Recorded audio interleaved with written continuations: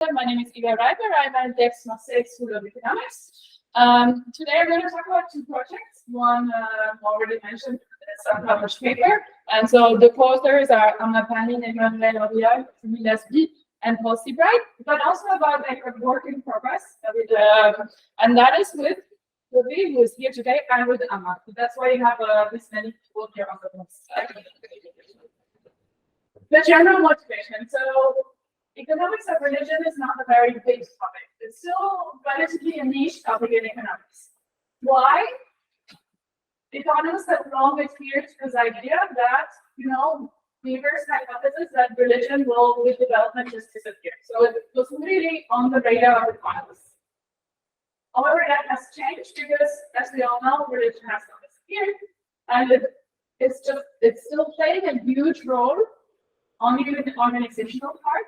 So religious organizations are very powerful. On the other hand, also people tend to be still very religious. So it's a very important part of it. So in the last 3 decades, I would say, maybe already now getting into the 4th decade, even the economists have realized that, and they've started to study the behavior of religious organizations. But and on the other hand, also religious individuals, and then also what is the effect of these religious institutions. Then, why is this also important for when one studies development economics? So recently, in this, and that's a very, very nice review if you're interested in, it's just a connection between religion and development. So religious organizations seem to be particularly strong in developing countries, and individuals also tend to be particularly religious. And why is this relevant in this context? So we observe that people in developing countries, they're actually, in their context, they're facing a lot of uninsured risk and uncertainty. Why is this important? Because religious organizations, they can be risk-sharing communities. And so I might talk a little bit more about those two papers that we're looking at religious communities as risk-sharing and formal networks. The second point is that religiosity and religious activities can be tools to cope with risk. So after a shock happens, the religious may seek comfort within religious activities. So what I'm going to talk today about is, so first, already mentioned, so this paper that has been published in the QGE, and that is titled God Insurance Those Who Pay, Formal Insurance and Religious Givings in Ghana. So that's also the project with which I got into this topic of religion and economics. There, so we focus on Ghana, which is a country that is largely Christian, and we focus on these new type of churches, Pentecostal churches that are growing in their numbers, particularly in sub-Saharan Africa, but also in other parts, like for example Latin America, are really growing in their numbers. And there we run a lab in the field experiment to observe, okay, what's going on if we give people some formal insurance. I'll talk about this a bit more. So if we give formal insurance, does that change the donation behavior towards the church, but also towards other organizations? Why are we interested in that? It's because we want to tease out if there is an insurance mechanism. Again, I'm going to talk about this later, but then also to see, okay, is it really just, an informal community Christian network, or is there more, something a bit more spiritual, something that, the connection between the individuals that are behaving in a certain way and then the God who might be a protective force in their life. So this is what probably the major part of my presentation is going to be today, but I hope I also get to this.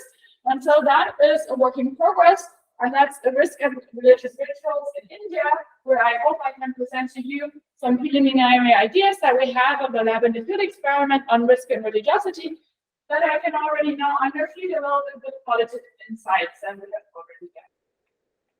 But before we zoom in into the bigger context, let's zoom out and go to a different concept. Let's go to Ghana. Our original motivation for this project on religion in Ghana is the observation that the church members in this country, not only in Ghana, but also in Ghana, they donate or they give a lot of money to their churches. It's between 10 to 15% of their income.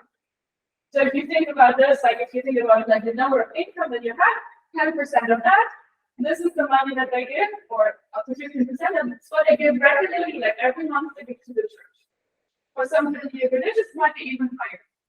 On the one hand side, that means that this is a consumption point, a spending point that is very important. On the other hand, obviously, that means that religious organizations can get quite rich. So we were like, okay, they're spending a lot of money, so what are they paying for? What do they receive in return? Then the next step was like, okay, there's probably different motives. There's not only one thing, but different motives. And one motive might be this insurance. Here we were driven by these two papers I will talk about a little bit that look at insurance through the church as an informal network. So this idea is that you participate to the community on a regular basis, and then when a shock happens, then the community will help you out. It's either decentralized with the members giving money, or it can be centralized through a church. And this is what we call material insurance. So this is already something that has some underpinning in the economics literature with 2-3 papers. Then we were like, okay, but maybe there is even more than just, this informal network. Maybe there is something, specifically religious about the whole thing. Because it's still a question, why is it religious communities that provide the service in so many communities? And so we were thinking, okay, maybe there is another insurance that is more, and we call this spiritual. So the idea is that you have a God who is an entity in your life who then can also protect you from shocks. So in a way, it's a risk mitigating strategy. So before something happens, you donate money in order to receive protection from God. And once you donate it, you feel protected. And that's what we call spiritual insurance. So these are our main research questions for the paper. So the first one, well, globally, is there an insurance motive that motivates these large donations to the church? And then second, can we tease out if it's this one, the first one, the material insurance to the community, or is this the spiritual insurance that goes through the signaling to God? And how we do that is that we design a lab and field experiment where our participants were randomly enrolled in a formal funeral insurance. So some received the funeral insurance, some only received the placebo, the information. And then afterwards, we observed their donations to their church, but also to other organizations that are not linked at all to their church, but are linked to this idea of donations that are in line with the church. So God will basically still absorb these donations, and then it should fulfill the same purpose for the spiritual insurance. To give you a little preview of the results, so we do find that the people that receive the insurance, the formal insurance, they donate less money to the church. And then we find a pattern. So this is consistent across the different recipients, not only their church, but also the other organizations. So then we interpret these results that they're consistent with this idea of signaling good behavior to God in order to feel protected. And once you have a formal insurance, you don't need this protection as much as you needed before.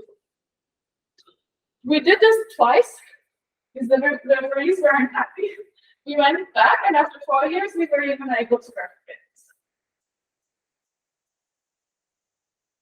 Just checking if I'm skipping a point on there, but I think that's the main. Let's talk very quickly about the contributions to the main literature. So here, these are the papers that I mentioned. So there's this kind of upcoming or growing literature on how economic uncertainty can drive the demand for religion. So the first one shows that is actually in the US, like with historical data showing that in areas where there's more variation in rainfall, there is more religious activities. So that means, when there's more variation in rainfall, it's not as predictable. You have more uncertainty when it's going to rain, and then there is for agriculture. And in the areas with more uncertainty, more risk, there was more religious activities. The Chen paper showed that after the financial crisis in Indonesia, religious participation went up. And it went up particularly for individuals that were financially constrained. So again, this increase in the financial uncertainty seems to drive religious participation. And so this is just pointed out. So this is Islam and this is Christianity. And then in between, it's this idea that these papers that found, or this one paper that finds, that after earthquakes, people tend to be more religious. This is actually, I think, the one that is the most important for like the main farm. There's other literatures that with this paper we addressed. So if you're interested in microinsurance, you know that one of the problems of microinsurance is that take-up is very low. And one of the ideas why take-up is very low is because there is already informal networks that are fulfilling this insurance role. And so we are also contributing to this literature on the low take-up of microinsurance. Then we're also contributing to this literature where people kind of zoom in how people form their beliefs about how likely outcomes are going to be. So we're not the only ones or the first ones to say like, oh, people believe that, you know, they can feel protected, they believe that nothing will happen if they get sick. There's other ways, like you can have functional beliefs so that you make yourself believe that something is not going to happen in order to, you know, reach your goals. So you have this literature that is zooming in into this kind of behavioral literature on how people form their beliefs for this certain motivation. If you have any questions at any moment, you can jump in. Yes. Especially now when we are talking about Christianity, there's provision in the Bible that talks about a kid. So how do we account for this? Is it in the spiritual interpretation? That's a very good point. And like thinking if I can sneak in the answer somewhere where it fits a little bit more. When we talk about the context, that's a very good point. Remind me if I get to the model and I have mentioned it. Okay, let's talk about the experiment. So I think it will come up very good. Okay, so we recruit members from SSN. So we went to Ghana, we worked with this Pentecostal church, really big churches. They meet on Sundays, and we went up to their Sunday services and we recruited members directly from their church. So this is not a representative example. It's really zooming in on church members of this particular church. Yeah. So, and as I said, we did this over 2 waves, one in 2015 and then 4 years later. We invited the participants to come to our lab, which was set up in an external location during the work week. And then when they arrived, there was a randomization at the start of the session. They picked a sealed envelope and that would determine which treatment they would follow. Concerning the treatments, I've already mentioned, so the treatment is formal insurance. So we have our insurance treatment where they receive funeral insurance costs. And then we have our control group, which is where they only receive the insurance information, but they're not enrolled in insurance. Before they do that, before we then come to the outcome, so after they know about the treatment, we do a survey of demographics and religious behavior. And then at the end, we have our outcome, which is a dictator game. So in a dictator game, you're told that you have a certain amount of money, and you have 2 recipients in a way, and you can freely decide how much money you want to allocate to one or the other. Usually one of the recipients is yourself, so you can keep the money. And the other one, so it might be another person, but in our case, it was donations to the church. So that was one of the reasons.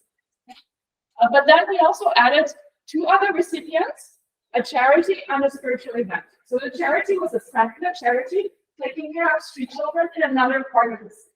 So it had no tangible benefits to the person. It was really something, you know, that everyone cares about street children, and they could donate to this NGO. And it was an anonymous donation, no one would ever get it. Then the spiritual event is called the National Thanksgiving Event. It's organized once a year, and it's organized by different religious communities together, Christian communities together. So it's not like the Pentecostal church is part of it, but it's really organized together, and they would donate it again anonymously to this event. So again, no tangible benefits that either go to the recipient or to the church. And then they could donate to the church and specifically to their church branch. So really the one they go. So the pastor actually received the money that they decided that it would. And yeah, so the money that was split was around 20% of the weekly.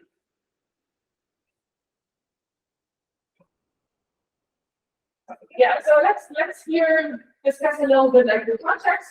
So we are in Pentecostalism. That does not mean that I think this is the only branch of Christianity that our results apply to, but we picked also the context that we thought was giving us was good for our was good for our testing. Let's put it that way.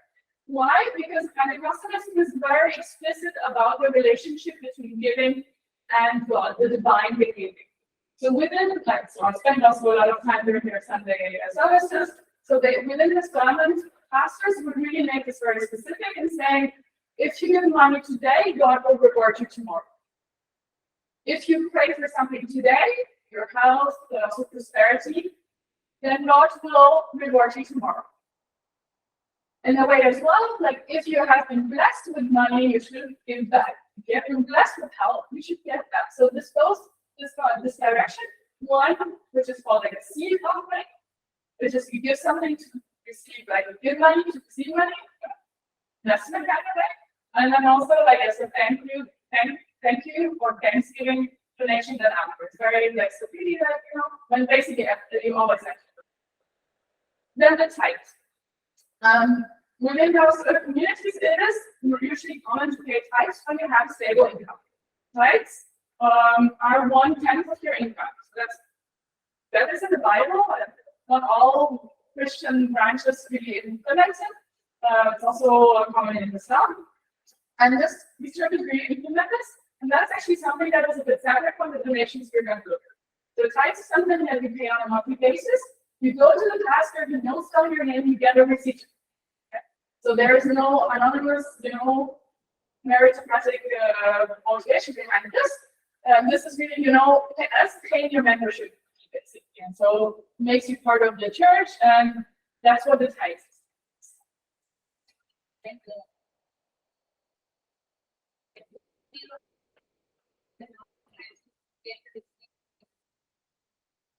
Also, when the pastor is preaching that when you give something to God, God will give you a return. That it's like I put that background or is it about the lack of understanding about God? I'm not sure I understand that. Let me circle and then I'll ask you if that. So first of all, so we have the tithes, but then within the Sunday service. When pastors are preaching, people would come and donate, like spontaneous. So we call this spontaneous donations in our thing. So you have the tithes, regular with the receipt, and then you have the spontaneous donation. So on a Sunday, we would go and we would donate. People might see that we donate, but they will not see how much. And that's important. So here it's really about, you spontaneously to decide, okay, is it going to be, 10 rupees or 50 rupees? So depending on how you feel, we might put in more or less. And so so I think we're capturing the spiritual insurance more in these kind of like smaller amounts that you give money kind of feel it. And this is true. So this kind of idea of giving a little bit of money or donating money to get money back is this idea of prosperity. So this idea that you kind of in contrast with capitalism, where money, is a very anti-rich. You should not be rich and you should donate. Where prosperity gospel is like, you should donate to your church, and then God will reward you with even more wealth. That answer your question? Yeah.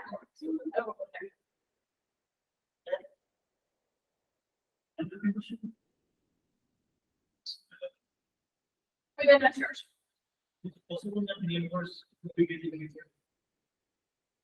Yes. So at the beginning of the experiment, we very much explained. So you have the 3 envelopes. And you take it, and some you can get insurance, and some you cannot. So it was very clear that that was an organization, and that you could get it or not. It was also done at the beginning, so that if the participants were a little bit disappointed, then they could move on, and then they had a survey, they received their fixed payment, they played the game, and at the end you should overcome. So this kind of disappointment usually didn't last longer than maybe so when they received insurance, some of them were like, yes. But yeah, we made a lot of effort to explain, okay, there is a radicalization, you have a chance to get it, and you have a chance to not get it. So you will have other members getting it or not. However, people could still join the insurance later on, and they did it. But in more of a basic, suppose he gets married to people, he get so I don't know from the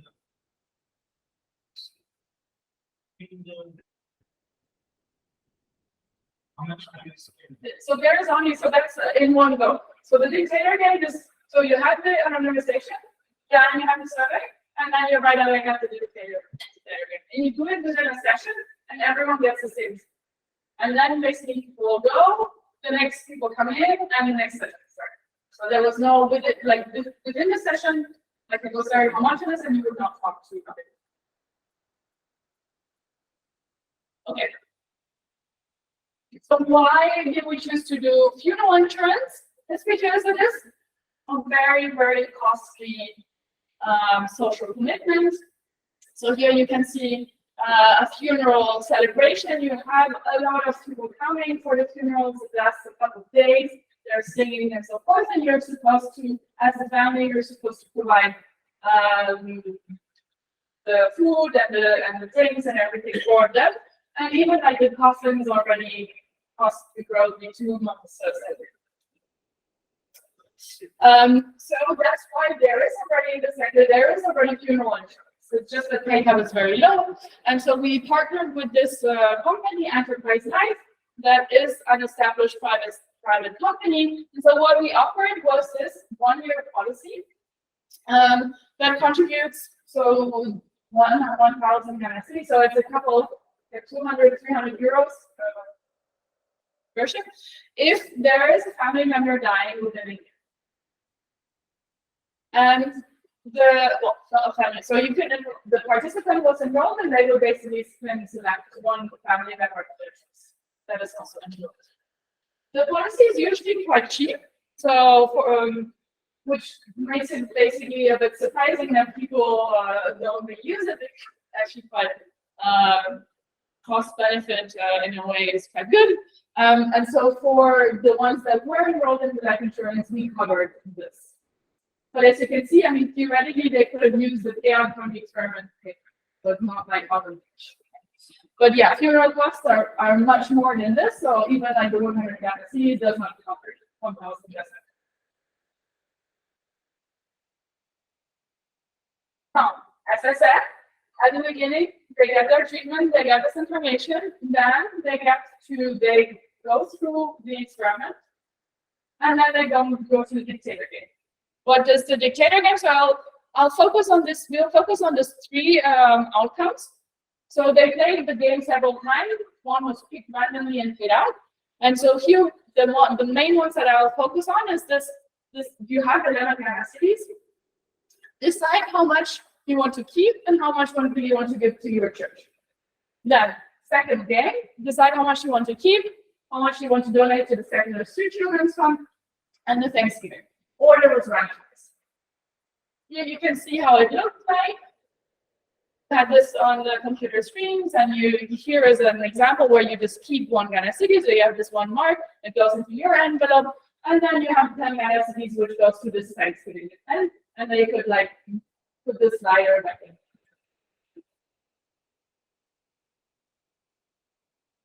Okay. How much time? 15 minutes. Okay. Because I didn't want to get too more to the experiment, but I think also for the experiments, it's quite useful to just have a little idea of like what theoretical one we have in mind. So for those of you who are not economists, sorry for that. It's going to be some math. I'm trying to give you this intuition. So imagine you have an individual, and there's 2 ways the individual can spend their money. Like it's in 2 ways.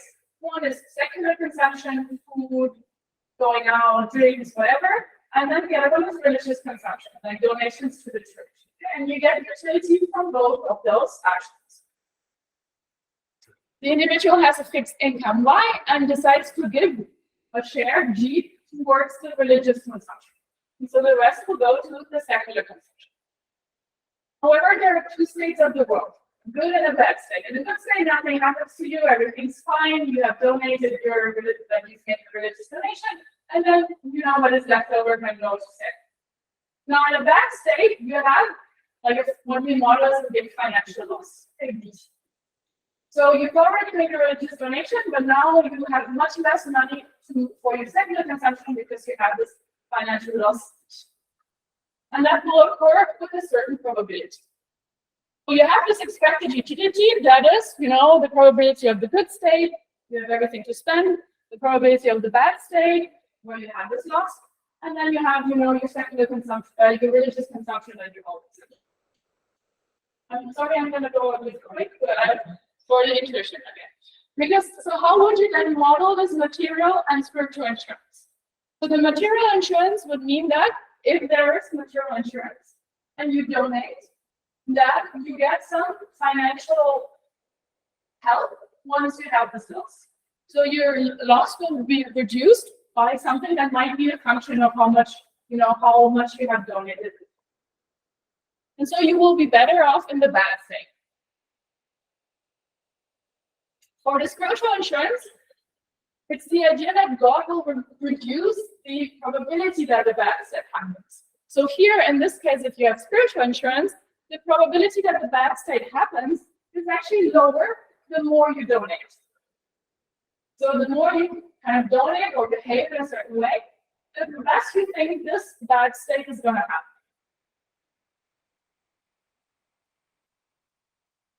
And so what we do in an experiment, so what does our experiment do? Is that it exogenously decreases D, so the loss that you occur in the bad state, so that basically you don't need these two insurance channels as such. And so what are our hypotheses that we now want to test? So if there is no insurance provided by a church, very standard, then with our treatment, the giving shouldn't change. Maybe we should even go up a little bit because you have an income effect, because you're better off in that state with the insurance. And so maybe even you donate a little bit more or nothing happens.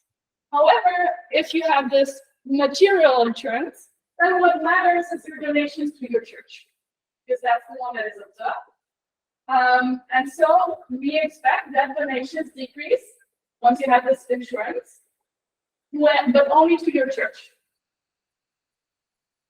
If the church facilitates spiritual insurance, we also expect donations to go down, but not only to your church, but basically everything that is considered spiritual or religious. Everything that you think that God would reward. So also donations to the street children or just like global interfaith events. Okay, to the results. First, so this is the demographics of our participants. So I focus on this like main treatments, insurance, and insurance information. We have these two waves of approximately 50-50. Across these two waves, you can see that women are a little bit overrepresented in our sample, but that's also because women are overrepresented in the church. They're relatively poor, but still relatively religious. So most of them pray multiple times per day. We also observe, just descriptively, that participants give quite a lot of the money to the church. So more than, on average, a bit more than half. But also for the other. So the distributions are surprisingly quite similar. Okay, so the first question, research question that we have, is there an insurance motive behind this large contribution? And if there is, that home insurance should reduce the donations to the church. And this is what we see. So once people are enrolled in the insurance, so this is as a share of the total money they have, they give around 5 percentage points less money to the church. Now, the second research question, is this more material or spiritual insurance? If it was material, we would not expect any effect here. If it was spiritual, we would observe similar effects. And this is what we find. We observe very similar results for all the bench. So, even like the strongest is actually for the street children fund. but very similar in terms also of magnitudes or the effects on these different. So we interpret this as, with our experiment, we capture this spiritual insurance check. The idea that, you donate in order to feel protected from this loss. And because we have insurance, we don't need it. People still donate quite a lot, but it's a little bit less. Again, the caveats, we're not claiming that this is the only reason why they're donating money to the church. I mean, as you see, like you give half, and it decreases a little bit, so there are other motives for religious donation. Also, we find that this is in line with spiritual insurance, which does not say that there is no material insurance.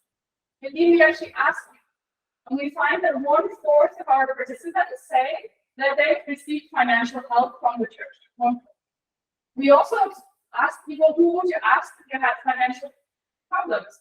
And a lot of them said, I would go to the pastor or to another church. So yes, it is also in a normal risk-sharing network.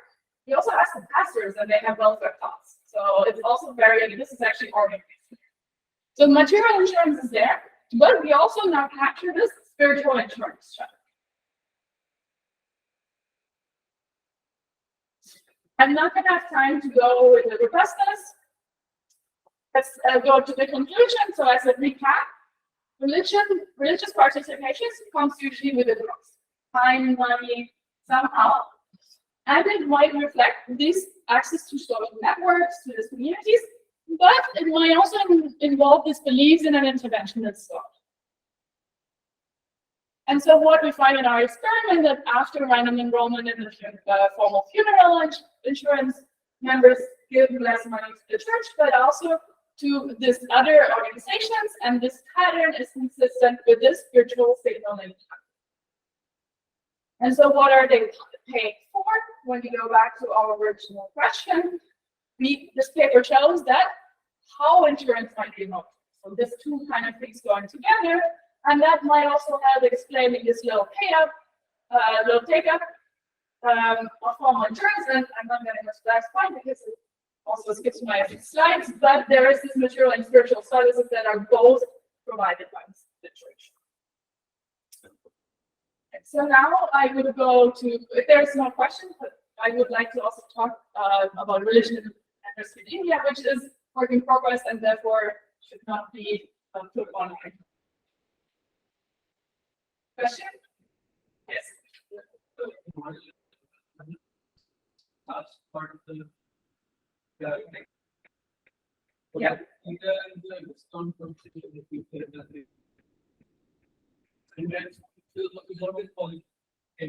Yes, that's very, very observant. So theta is, we put in theta, that's a weight, how much you weight religious consumption versus secular consumption. And why do we put in this? Because we actually have like a more detailed most results about the heterogeneity between.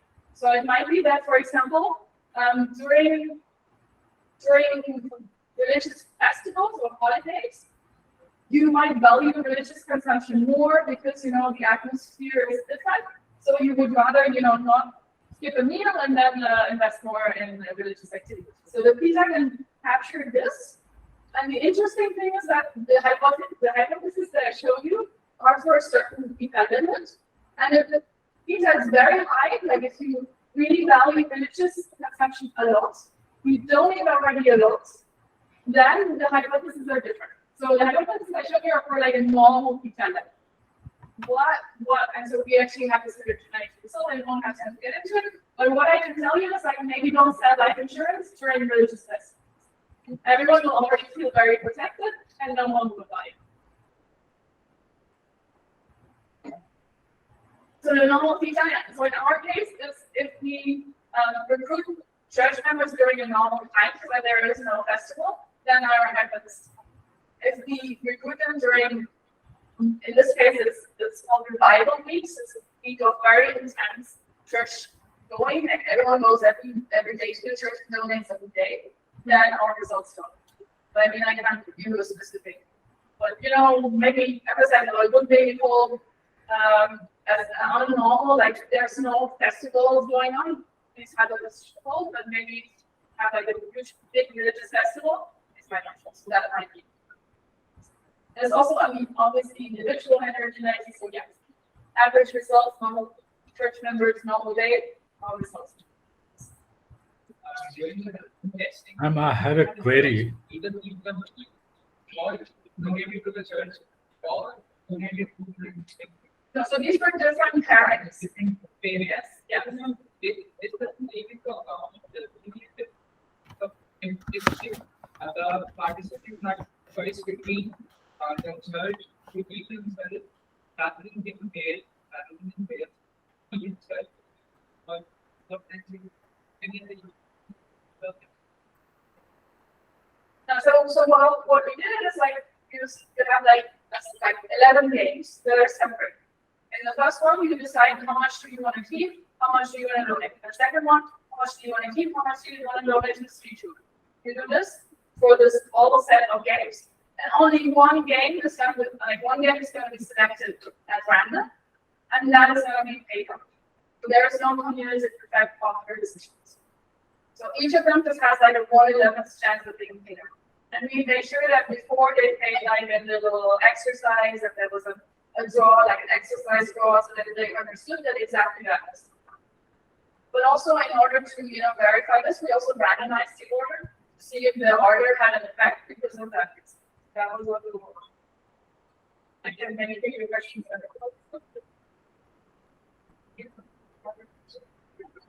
I have a query.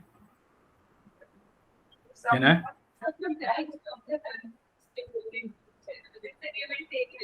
Yes, I mean we only have this one text, and I mean people usually tend to so continue in the church, then if someone dies.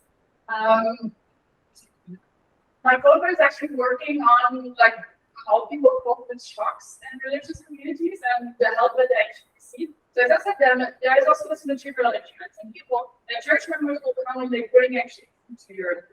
So it's a network that also supports you during this time. So it's not only the spiritual insurance, and once something happens, then you're like, okay, I don't need it. But it could be that if already you had a big loss, then you're like, okay, well, it already happened, so I don't need to donate for this reason anymore. But there's so many. This is also, we ensure that one small risk, a tiny little bit, but there's so many risks, so that often we get asked, so do you believe that when they go to the church the next week, they donate less? No. If this happens, probably because at this time they're also thinking about the risk of death, because we've been talking about this criminal policy, and then control group as well. So they think about it, and that's why maybe they respond. But like a week later, they're probably not really thinking about it. They might be thinking, oh, my child is getting sick, and this is why they help. So then let's go to move to continents. So what we learned from Ghana is that there is this relationship between religious donations and risk. And we also have a small model, and what you can also derive from the theory is that when you have higher risk and uncertainties, that also should increase religious activities or religious donations. On the other hand, a bit secondary, is that you could think, okay, if I can donate before I take a risky action, that might actually make me increase risk taking because I feel like God is on my side. Now I might take the riskier choice. And so the questions that we were then thinking is like, okay, this was one context, one religion, one specific church. Do these results also hold, or these hypotheses, can they be tested with a different religion and in a different religious context? And so that's when we were like, okay, let's move to another part of the world. Let's zoom in the Hindu context. A lot, like the economics of religion literature isn't really big in any case, and if you zoom in, most of it is non-Christianity. Particularly like the seminal work on religious blood models has really this idea of churches in mind. You can, it actually says churches. Okay, so. And there's a little bit of work on Islam and Judaism. Islam getting a bit more popular, but like Hindu context, it's very, very understudied, especially by economists.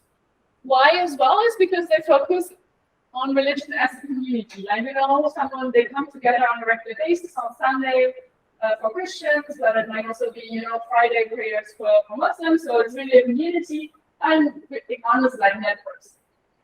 So, but these individual activities, religious donations, but also rituals that are based that are done on an individual level, not within a community, they have not been studied much.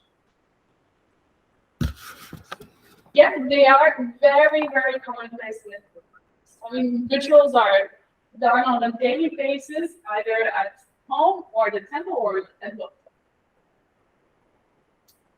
And interesting for our research is that you have different deities and temples, and they are often sometimes very clearly associated with certain risk factors. I mean, so there is one of like the really colorful examples are like the visa temples. So if you have a visa application going, you're supposed to go to this one temple and do an offering. But a bit more commonplace is there are several temples that are dedicated to health. The one where we did our qualitative field work is actually in that sector. If you have problems with skin, then you can go to this temple and to take care of that. But yeah, different other, like a lot of different health organizations.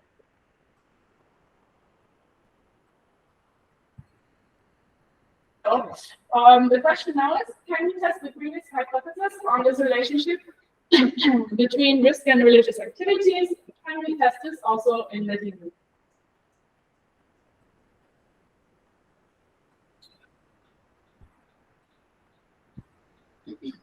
So what is the experimental idea?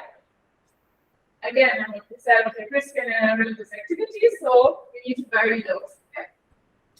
So for one, we want to vary the economic risk.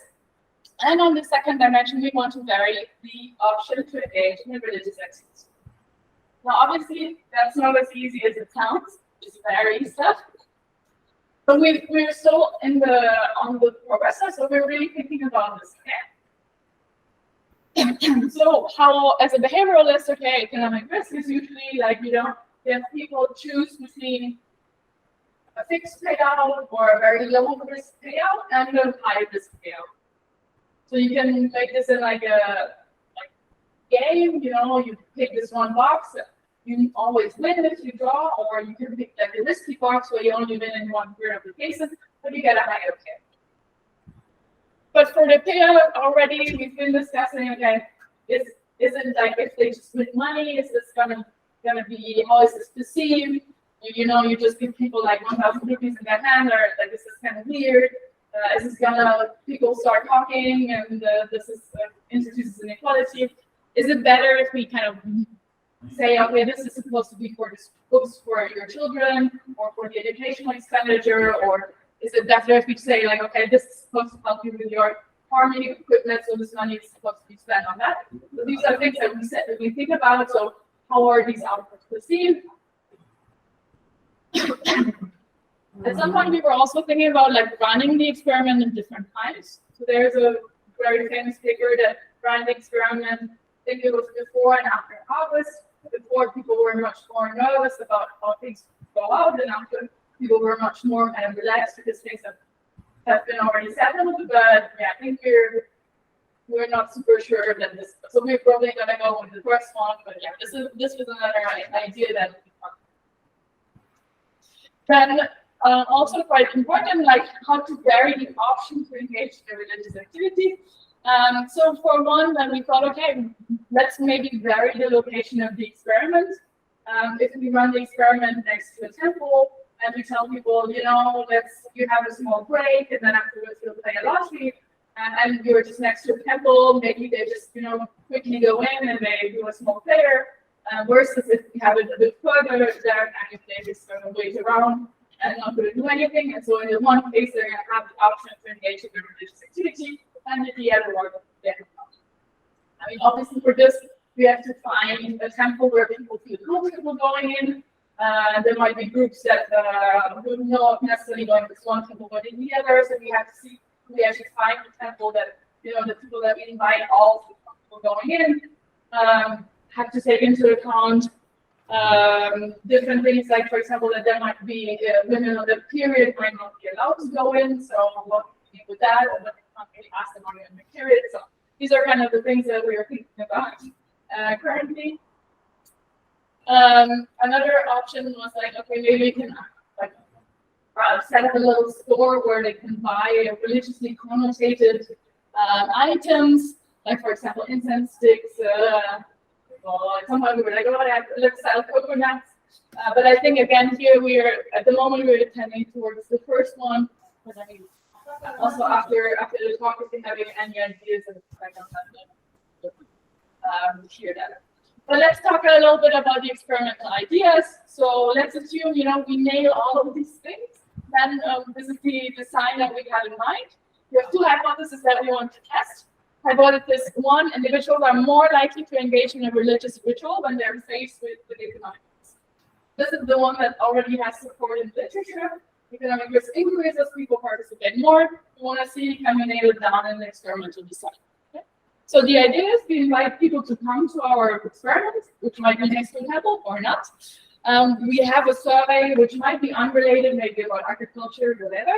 And then we tell them, look, you fall into one of three groups. Here you have a lottery. We call it lottery here, but it's just because we're behavioralists. In one case, we tell them, look, just wait 20 minutes, and that will give you, your fixed payout. The other one, we will tell you, wait 20 minutes, and then we will play this game where you can win a lot of money, but with a small probability. So we will vary the risks that people have in their payout. We will give them this 20 minutes or whatever to engage in this religious activity, and then we will play the lottery. And so here we want to see it. We actually want to observe the religious activity. So the hypothesis will be, if you're in the treatment of high risk, you're more likely to engage in a religious activity in this waiting time before the lottery is played.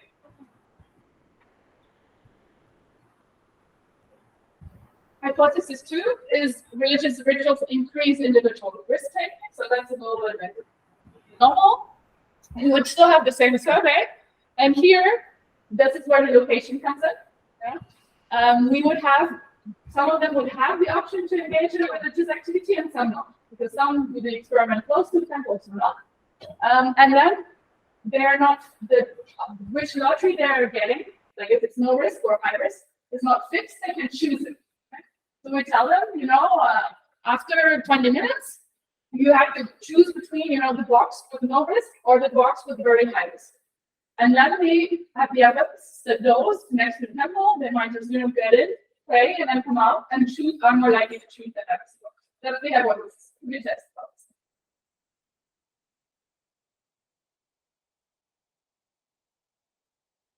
Okay, so this is where we are. So we have some ideas, we scouted some locations. Why? Because, obviously you can't just say like religious activity.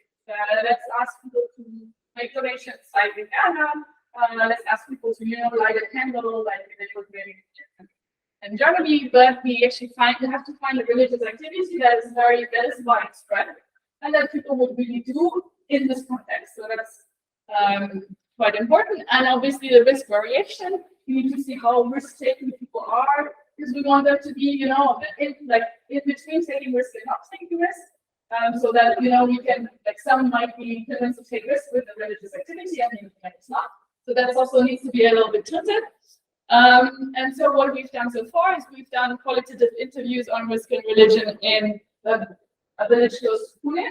And so now we've been going back, and what we plan now here is a small quantitative survey on risk and religion, where we ask a bit more, where we ask on a larger scale. We ask them some questions about, to which temples do you go? Why do you go? Like, what are the reasons? Is it to pray for good health? Is it to pray for better agriculture output? Do you pray at home? Like, how often do you visit temples? So these questions that might also do seem a little bit weird when the surveys are coming in, and usually you would expect to be asked, I don't know, about your children and how much you sell, but you're like, I'm interested in that. But we do puja in the morning. We do it alone. What do you practice? How often do you go to this temple? So these are just so that's gonna be interesting also to implement. We've been trying to make good contacts with these villages, and based on this, we hope that we can finalize the experimental design and then run the experiments. Thanks.